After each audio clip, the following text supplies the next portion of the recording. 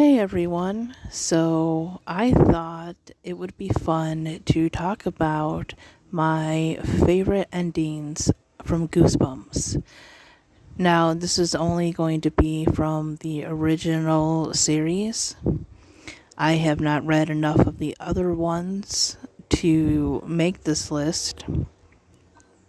I thought about a top 5, a top 10. I thought about doing only what I consider twist endings. But honestly, you can debate twist endings with Goosebumps. You can say that all of them have it or only some of them have it. But I think quite a few qualifies as twist endings. So I'm just going to go with my favorite endings. Now, some that made it for my top 10 favorite list are on here and some are not, because just because I love the book doesn't mean that the ending was my favorite, and just because it didn't make my top 10 list again doesn't mean that I did not love the ending or any part of the book. So I've decided to just go with my favorite endings. These are just a handful of them. I think even the ones that I don't like, typically, save for maybe one or two, that they usually have pretty interesting endings. So I just picked ones that really stuck out. And I tried really not to do repeats. And what I mean is, while I love the endings of Goosebumps, they're usually good. Some of the concepts have been repeated, so I just picked my favorite ones. So, spoilers ahead. So, the first one that I'm going to talk about is My Hairiest Adventure. Now, I know a lot of people don't like this one and they don't like the twist. They also don't like another one that's on this list. But the reason I like these twists is because they seem to kind of come out of nowhere. Like, they're definitely not ones that you would expect that to be the reason everything is going on.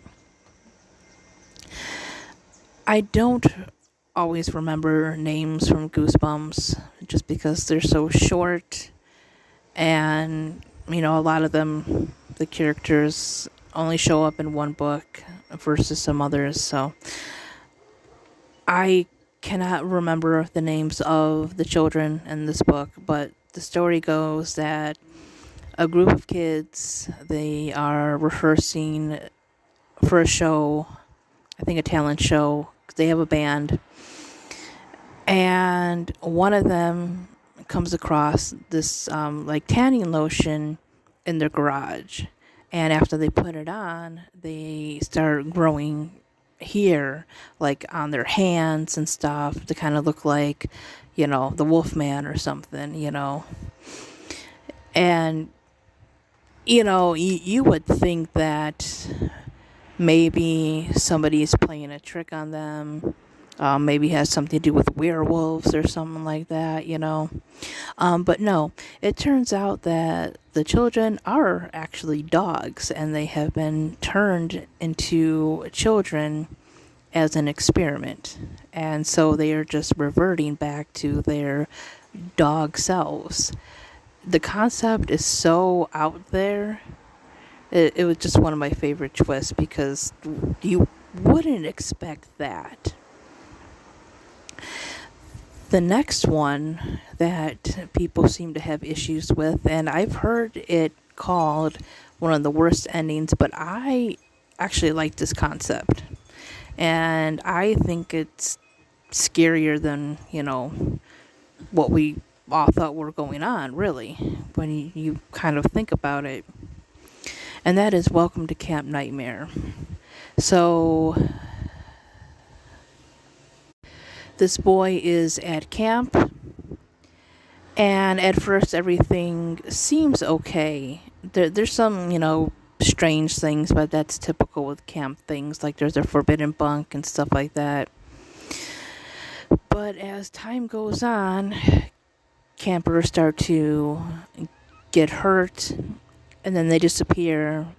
And then the counselors claim to have never heard of these campers. Like one day they're, around a fire and doing marshmallows and all that kind of camp stuff, and somebody gets hurt, and then the next day they're like gone, and then people claim to, have no memory of them being there at all. And then there's this creature, I think they call it a saber, and you would think that there's something going on with this creature, and the secret of the camp has something to do with that. But it actually turns out that they are on another planet, and this boy is kind of like at a lab, a training facility, because his parents are going on a mission to a dangerous planet called Earth, and he needs to be prepared. I thought that was an interesting concept because just looking at human history, if there is life and they are aware of us and have the same intelligence and can observe us and everything, what honestly would they think about traveling to our planet? And it really got me thinking, especially since I've been hearing on places like TikTok and stuff that other countries are putting out warnings about traveling just to the United States. Now imagine the entire planet, and looking at the things and the atrocities that human beings have committed. You would have to wonder if people would train their children on how to be safe here. Interesting concept. Next is The Girl Who Cried Monster. So this one is about a girl who is obsessed with monsters. She really won't read any other books except ones that are about monsters. Like she's in this library program, and I think it was Black Beauty. I can't remember if that's just from the episode or if it was in the book too, but I remember she read a classic book, and then I think she picked up Frankenstein, and they said, well, this is a classic too, but she goes, yeah, but it's about monsters. So she's always making up like these tall tales, these stories, scaring her little brother. And then one day she's at the library late, I think for her program or whatever, and she witnesses the librarian eating bugs. And I think he ate a turtle too, if I remember correctly. And he's got like these eyes popping out and stuff. He's a monster, basically. And she tells her parents she's freaked out. She barely escapes, getting out of the library. And no one believes her, obviously, because she's telling all these stories. And who believes that the librarian is a monster? The twist comes at the end. The parents decide to invite the librarian over for dinner. And they end up eating him because the girl and her family are actually monsters. And they don't tell people. They don't seek out other monsters because they don't want to draw attention and be chased away by people. But yeah, you wouldn't have expected that the girl and her family are actually monsters. So that one was an interesting one. A fun one that's kind of changed in the episode is How to Kill a Monster. Now, it's not that big of a twist or whatever, but these kids, they're like step siblings, And they go to the girl's grandparents' house that's like by this swamp or something like that. Anyways, the grandparents end up leaving the children alone, and they discover that there is a monster in the house. And all this stuff happens, and basically what happens at the end is that after they're outside, because they try to trap the monster that they end up unleashing, basically, that was in the house, they're out in the swamp, and then they finally read the rest of the letter, and it tells them that Grandpa found a monster, he's locked it up in whatever room, and to stay inside, because there's probably more. Now, that did happen in the episode. However, in the book, the monster actually talks at the end. And he's kind of goofy. So that's more of a silly ending, but I still liked it.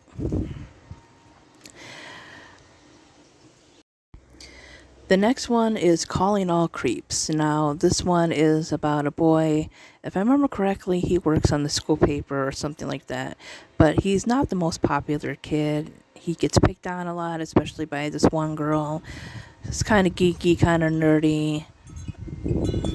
And, you know, he's just tired of this one girl. So he tries to kind of pull like this prank on her, where he gives out her number and says, if you're a creep, call so-and-so. Well, she ends up finding out. I can't remember if they catch him exactly or if she just sees it on the computer, but she ends up putting his information on there instead, right?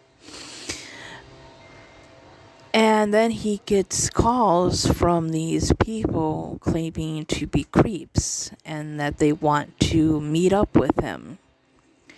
Well, these creeps aren't like just people who are acting like creeps. They are a type of creature, a monster. And he ends up, in order to save himself from being eaten, basically, he ends up convincing them that he is their leader. And the new girl that he's made friends with finds out, and she pretends to be another leader too, to help him get out of the situation. And so it's basically about him dealing with these creeps, these creatures, and then wanting to take over the school and change everyone into creeps. They have this stuff that they are putting into food, and they bake it into cookies. And so at the end, they're at like this, I think, bake sale or assembly or both, something like that.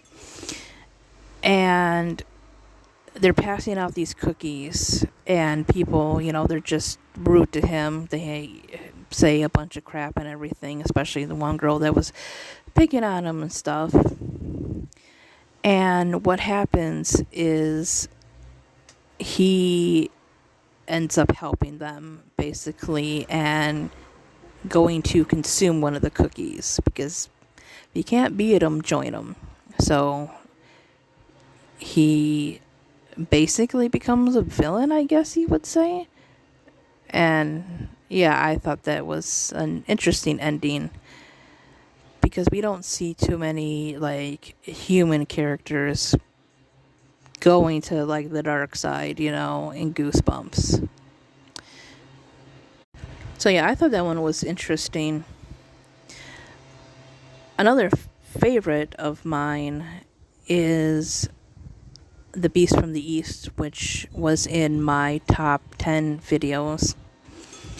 So this girl and her family, they end up getting separated. She's with her two brothers, and they come across this strange forest with these strange plants and everything, and then these creatures. And they end up having to play this like twisted version of the game tag. And if they can make it to a certain point, I think before like sunrise or something like that, they will not be eaten. And what happens at the end is that they end up completing this one level, and they think that, or at least she thinks that, they're gonna find their parents now and go home. And what happens is that this monster shows up and it's time for the next level. So, there is no complete ending. She has to keep playing. A simple ending. At first I didn't like it, but then that whole idea of you thought you made it, but there's still more to go. It's pretty scary. And then finally, this one might be my favorite twist. I don't know. Because definitely you wouldn't think this. A shocker on Shock Street, which made my top 10 as well. And it probably made my top 10 because of this. So, two kids are at like this amusement park. It's a boy and a girl, and if I remember correctly, the girl's father works at the park and everything. So it's in like a theme park, basically based off like this movie studio kind of thing. Like, I think they're called Shock Street or Shocker Street movies. So it's kind of like a series anthology kind of thing, and they made like, a theme park out of it, or they're trying to. They let the kids in to kind of test out the rides and everything. And then, the rides start acting up and they kind of don't know what's going on, and they're faced with this danger and everything. But a clue is, before everything goes on, the girl asks if she can bring her mom. She can invite her mom over. And I can't remember if the parents were supposed to be separated or whatever. But I can't remember what the reasoning was given at that point. But the father kind of gets mad. And, of course she doesn't understand why, but they just kind of go on, and then all the crazy stuff happens. So the twist, and why the dad was mad, is that the kids are not real kids. They are actually robots, or androids, whatever you want to call it, designed to test the park. And the girl was not programmed to think that she had a mother. So he was mad because basically they're malfunctioning. And yeah, that's one you definitely don't think would be the reason. That's one that just kind of totally comes out of left field, And yeah, that might be my favorite one. But then again, they're all good. Or at least most of them. So I hope you enjoyed this video, and let me know your favorite Goosebumps endings. Bye-bye, everyone.